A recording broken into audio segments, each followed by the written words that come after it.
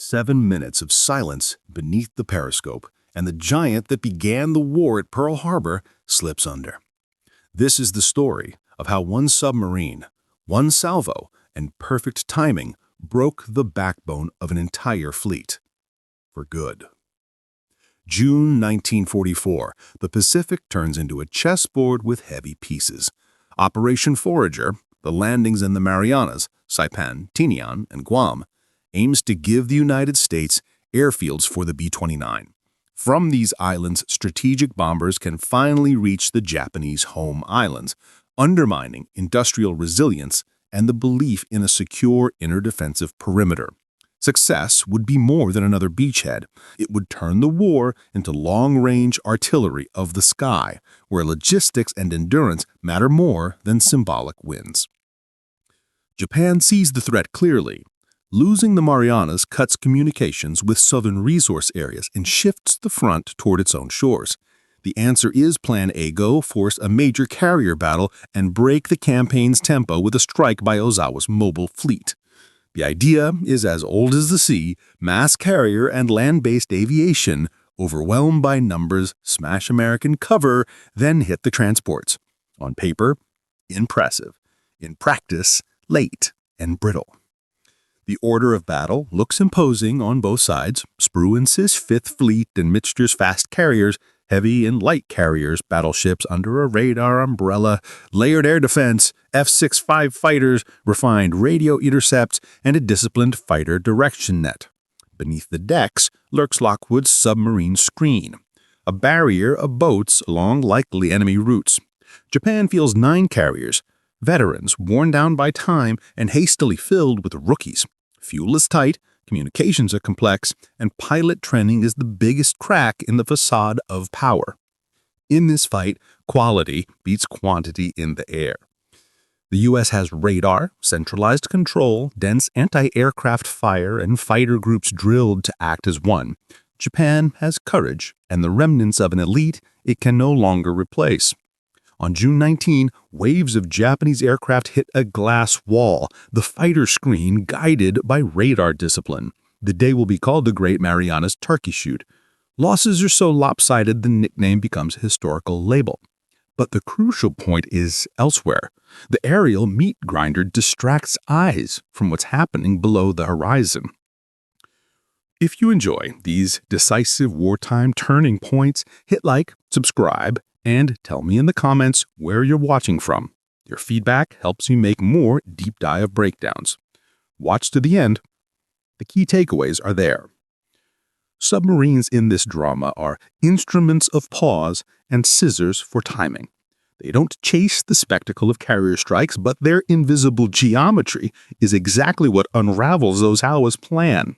Reports from the barrier flow upward and reshape the operational picture. The mere threat of torpedoes forces carrier groups into maneuvers, hiccups, and delays.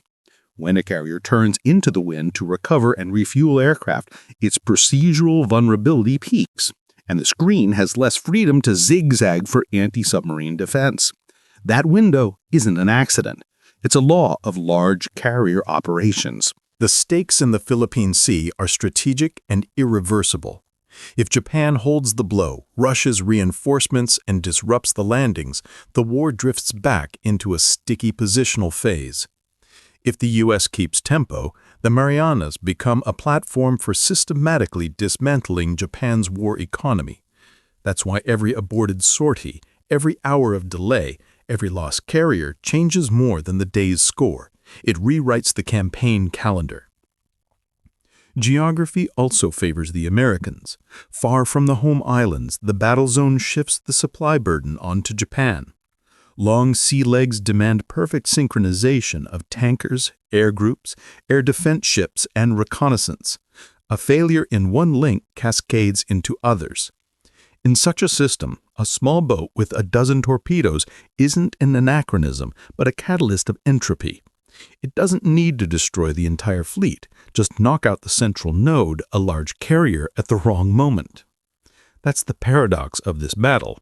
Despite the grandeur of a carrier duel, the decisive breaks come from hidden blows under the surface. The air war headlines grab the front page, but the unseen work of the submarine barrier and a single precise attack hours after the aerial storm begins pulls the real levers of events. To grasp the drama of the clash, it helps to see the gear, habits, and constraints on both sides. The American Cavalla, a Gato-class diesel-electric submarine, is a long-range hunter with endurance and blue water training. A pressure hull with sturdy ballast tanks, twin screws, an operating depth on the order of 100 meters, 10 21-inch tubes, 6 forward, 4 aft, and a loadout of more than 20 torpedoes. On the surface, she's aided by radar, the classic 1944 pairing for air picture and surface search. Submerged, she chose hydroacoustics, the boat's passive ears. The nerve center is the electromechanical brain of the torpedo attack, the torpedo data computer, fusing courses, angles, target speed, own speed, and lead in real time. The boat is small but information-rich. Her strength lies not in armor, but in data fidelity and procedural discipline. Cavalla's skipper, Lieutenant Commander Herman Kostler, typifies late-war U.S. submarine school: caution in reconnaissance, decisiveness in attack, and reverence for silence. The crew, 70-odd men, trained in gunnery, navigation, and especially acoustic skills. A first war patrol is usually preceded by cycles of wet girls, practice shots, crash dives, night raider interceptions, and escaping depth charge patterns. By 1944, the U.S. had experience not only against ships, but also against enemy ASW tactics, decoys, the creeping maneuver, and long endurance at maximum safe depth. This school makes the boat not just a shooter, but a hunter of time. Everything hinges on the moment of entry into attack and the speed of disappearing. Opposite her is Shokaku, the soaring crane, one of Japan's best pre-war carriers. She ran the gauntlet in 1941 to 1942, launched aircraft over Pearl Harbor, was badly damaged in the Coral Sea, returned to service, and fought again off Santa Cruz. Large, fast, with a powerful plant, and respectable armor over vital spaces. She carried roughly 70 aircraft, and by summer 1944, Aircraft Group 601 was being assembled in haste. Young pilots, a few veteran instructors, and a limited number of fully knit sections. The anti-aircraft forest, with twin 127mm dual-purpose mounts and dozens of 25mm autocannons, looked impressive on paper, but suffered from overloaded fire control channels and imperfect vectors. The whole staying power was good, yet the main vulnerability is built into the carrier's nature: fuel, ordnance, airplanes, people, and procedures that must run in tight synchronization. The ship's psychology diverges sharply. A carrier is a flying factory. Its rhythm is the flight cycle: launch, marshal, strike, recovery, refuel, rearm. All of it hums with logistics. Gasoline is volatile, vapor explosive, bomb racks sensitive to fire, and hangars are vast volumes where error multiplies. During recovery, the task group is bound hand and foot. Course and speed are stabilized for landings, zigzagging is reduced, and the screen surrenders attention to flight operations. A submarine doesn't need to fight the screen. It only has to ambush the ritual step of this ballet. The dual portrait is almost grotesque. Shokaku is a giant, hundreds of meters long, better than 30 knots, a crew of 1,500 and more.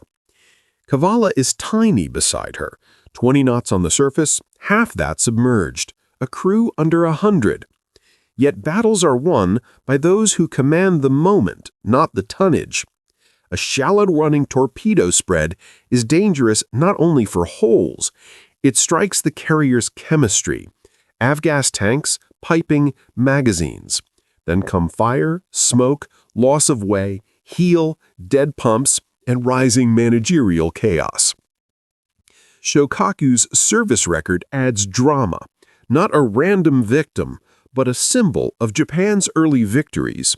A ship with seasoning and a crew that already knew how to fight for survivability. all the more telling that in 1944, her strength turns into burdensome complexity. The more sophisticated the carrier, the more precious each minute of the cycle, the stricter the routine, the higher the price of a glitch. The submarine, by contrast, is close to its purpose. Detect, close, feed the equation to the TDC, and dissolve back into silence. The day's combat ecology is unambiguous. Aviation pulls focus. The AA crews and formation commanders are consumed by the sky, while the underwater geometry works below. Launch or recovery is the perfect window. Decks and hangars are full of fuel and ordnance. Technicians need time. Gun crews are overloaded. Maneuver is constrained. If a spread arrives then, even 3 hits out of 6 can flip superiority into vulnerability, and vulnerability into destruction. That's why the meeting of Cavalla and Shokaku isn't a chivalrous equal fight, but a collision of procedures. A small player, armed with sensors, a computer, and training, catches the big player in a compulsory ritual. In this logic, size ceases to be an argument. Synchronization decides. Whoever imposes the timing first rewrites the outcome. Morning rolls in on waves of radio chatter and distant blasts. Above the formation, the air war is boiling. Cavalla runs at periscope depth, listens to screws, filters the noise. Against a crowd of contacts, the sonar man picks out a high, fast timber, the broad turbines of a big ship. Periscope up, one short peep. A silhouette with a straight, flat deck, starboard side slightly open, course steady. The carrier is recovering aircraft. Gosler decides not to wait. A carrier's vulnerability window is measured in minutes. The boat slides to an intersecting course, choosing a lead angle that will let a torpedo spread rake the ship's midsection. The range tightens to a safe but sensitive 1,500 yards. The target is fast, but its course is predictable. Recovery demands straight running. On the plotting paper, successive bearings are pricked in. The torpedo computer knits them into an equation: target course, own speed, angle on the bow. The crew shifts the boat to quiet running. The periscope makes one more short breath for a checkmark. In the tubes, tuned fish set to run shallow. Today, the goal isn't to dive under an armored deck, but to hit the Avgas tanks and piping just below the waterline. That's not superstition, it's physics. During recovery, the flight deck and hangar are saturated with gasoline vapors, and fueled aircraft are parked topside. A hit just below the waterline threatens the two-phase effect. Hydrodynamic shock opens compartments, and the vapor-rich mix in the hangars takes the flame, turning a local wound into a systemic fire. Shokaku's slight trim and the moderate sea state make the chosen depth optimal. Course verified, meeting angle, golden. The skipper gives fire. 6 torpedoes leave in a fan with short intervals. The boat is already on the edge of periscope depth and, immediately, dive. The enginemen put on down angle. The helmsmen break the turn to get out of the computered counter-ASW solution. On Shokaku's flight deck, the topside watch spots the white wakes too late. The landing cycle doesn't forgive abrupt maneuvers. The first impact amidships on the starboard side, the second closer to the bow.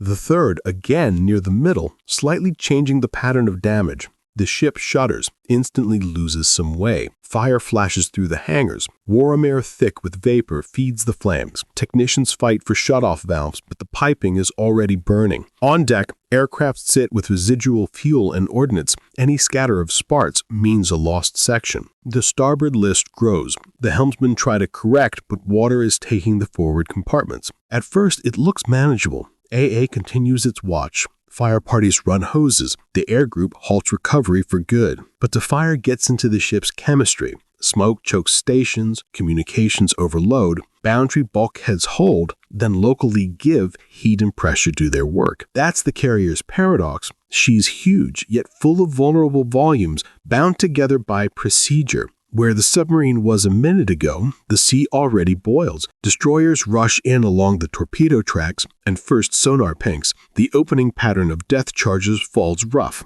Fear and anger. Then the crews start bracketing in time and depth. Cavalla drops to a safe limit. Speed to bear steerage way, and silence is iron law. Turns are made gently, denying enemy ears sharp acoustic signatures. Fittings rattle in the compartments. A few mountings tear loose. A ventilation line seeps, but the pressure hull holds. The bombs come in series, sometimes almost over the conning tower. The boat weaves a three-dimensional zigzag, avoiding repetition. In the hydrophones, chaos. Screws, explosions, the crackle of fire. Occasional distress calls cause the refuses the lure of a coup de grace. The best attacks are the ones after which you aren't found. The mission now is to outlast the screen's fury and wait for the task group center to drown in its own blaze.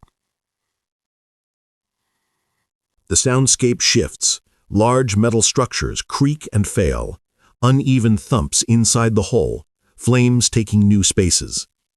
Splashes grow fewer. Destroyers burn through their charges and must return to their stations. Shokaku loses steadiness of control. Pump lines can't keep up. The crew still fights aboard, but the geometry of list and power dropouts speaks for itself. First, a heavy internal blow, as if a giant door slammed. Then, a string of detonations. Vapor build up or the magazine, no one can tell. The hull parts. The listed carrier quivers and begins to sing fast. Silence never becomes complete. Alerts rasp on the airwaves, and the water thrashes with jumps and life rafts going over. For the submarine, it's a medicinal quiet. The screen loses contact. Priorities split between rescuing men and chasing a ghost. 7 minutes of attack beget 3 hours of survival. By rough count, the destroyers drop dozens of depth charges, some dangerously close. Cavalla logs localized damage, but the strong hull saves her. When the rhythm of explosions thins out, the boat eases up to a shallower depth, checks the picture, and only then clears the area. The ruler from T-5 to T+180 lets you see not just sequence, but dynamics. A short, carefully prepared strike triggers a long, destructive chain of consequences.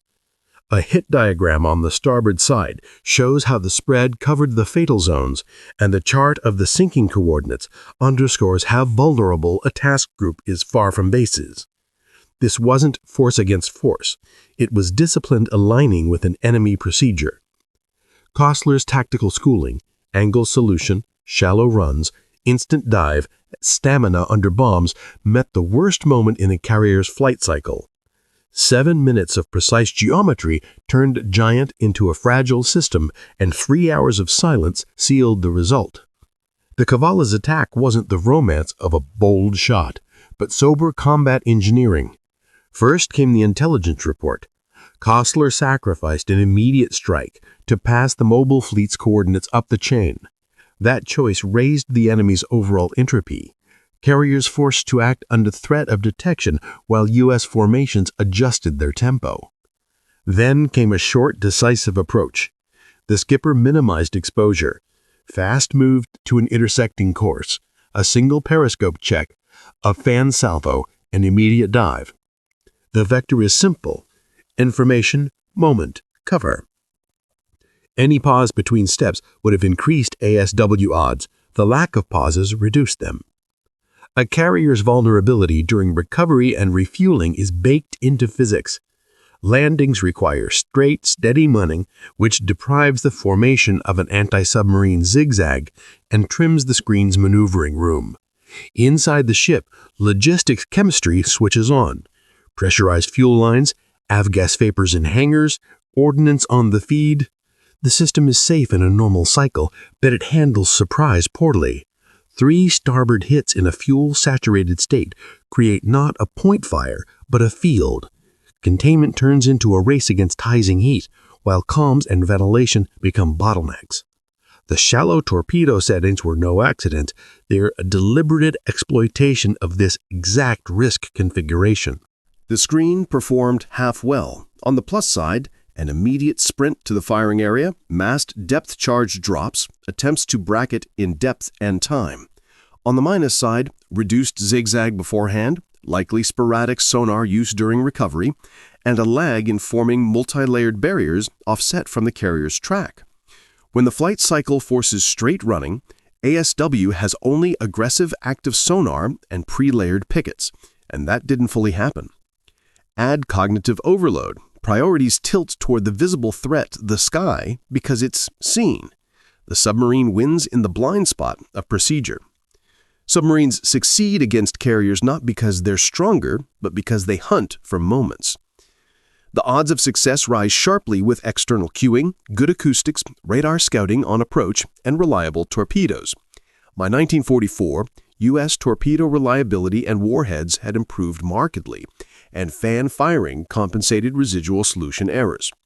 Crucially, the submarine works asymmetrically. It doesn't need to break the whole screen, only to disable the key aviation node and collapse the flight cycle.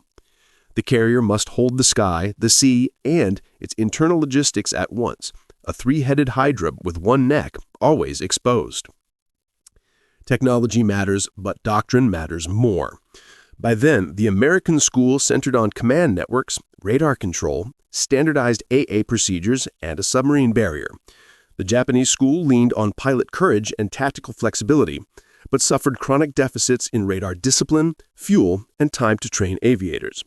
That gap in systems engineering of war makes a single precise strike disproportionately destructive to a side whose processes are already near their stability limits.